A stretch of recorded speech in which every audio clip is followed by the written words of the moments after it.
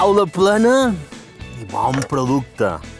Bracet de xot, producte local. A les nostres illes se fa un xot excel·lent i avui hem triat la peça més noble. Anem a fer un rostidet. Un rostidet important i un poc diferent.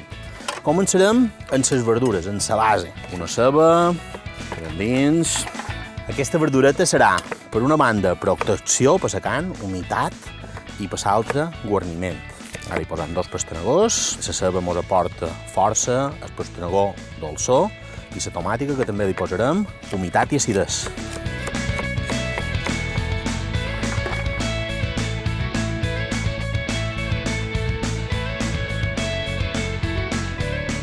Ja el tenim a punt i anem a fer el nostre rostidet de xot. Primer de tot, anem a donar-li gust. Sal, verdures i carn. Tot ha de tenir la seva saó. Però bo. I ara li posarem ras el hanout, aquesta barreja d'espècies que ens transporta un poc al Magreb i que el xot li va beníssim. I que, a més, no està tan en fora de les nostres arrels culinàries. Important que no se cremi, per tant, li hem de donar humitat. Començarem primer amb un raig d'oli, que les espècies sempre els ajuda i el xot li va molt bé. A mi, particularment, als rostits m'agrada donar-los un toquet de vinagre, li dona un punt de potència important, un brotet de romaní i ara mesclam bé. Fi de que entri, de que totes les verdures li donin el seu gust i aquí el tenim a punt.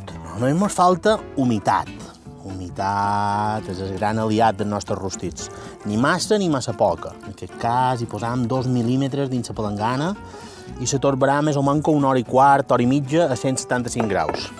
Primer, mitja horeta en la part de l'espalda per avall, després li donarem la volta. Anem al forn i mentre preparam un parell de guarniments.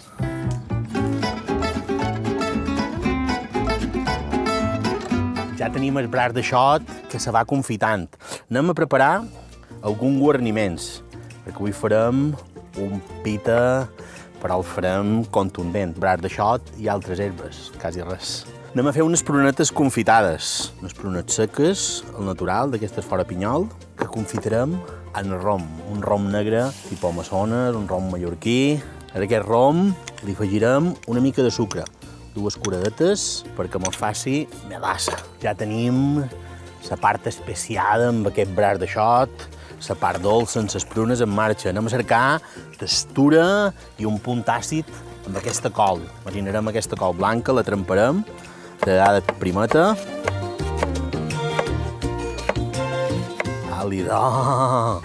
Ja les tenim confitades, caramelitzades. Aquí! Quina bomba!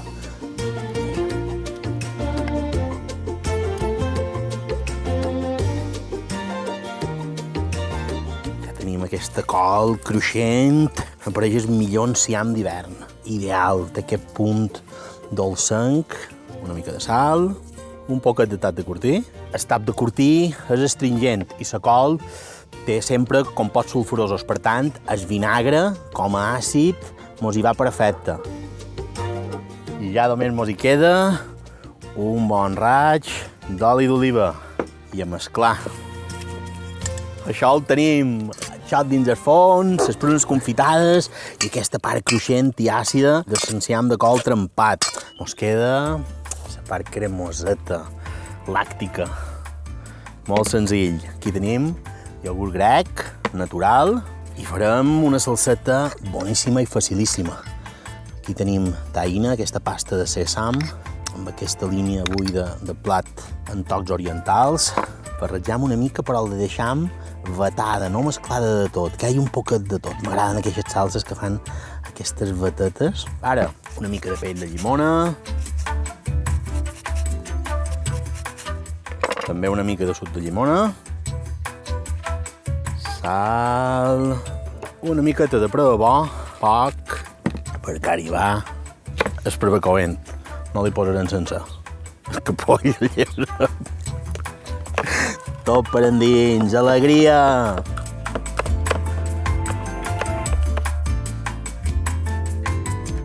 Ja només me queda afegir un raig d'oli d'oliva i seguir mesclant, però sense mesclar massa. Rostidet fet. Les verduretes s'han caramelitzat i mireu això, mireu, Això ja us he dit rostits per menjar en cuera. Mireu, sos. Aquest rostit mos anirà perfecte per fer aquesta pita, Una pita de luxe avui, braç de xot, quasi res. L'encalentirem un poc, perquè jo crec que la recepta ho demana. Aquest rostidet, l'humitat, que li ha fuita tota, fa que sigui cotonet,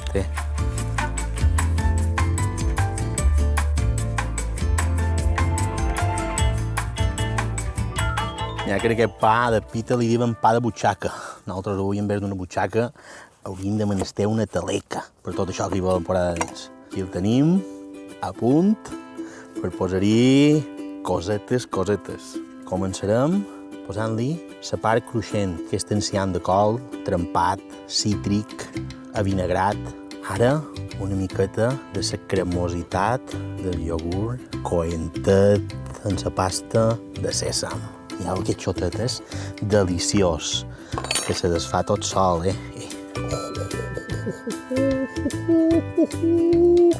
Festival!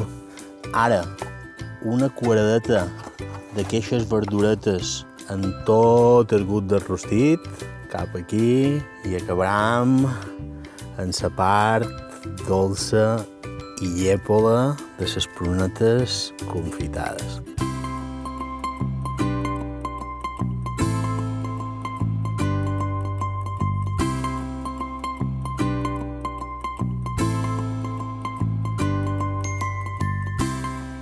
I per acompanyar aquesta pita de xot mos anirà perfecte aquest plat llevant de cellers de Miquel Oliver. Un vi que comparteix en el xot matisos d'herbes aromàtiques i de fruita confitada. Gran vi per un gran plat. Avui una manera diferent i completa de menjar un rostit de xot. Plat important.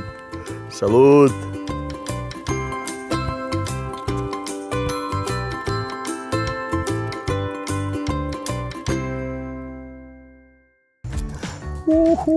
De l'ensimada fregida.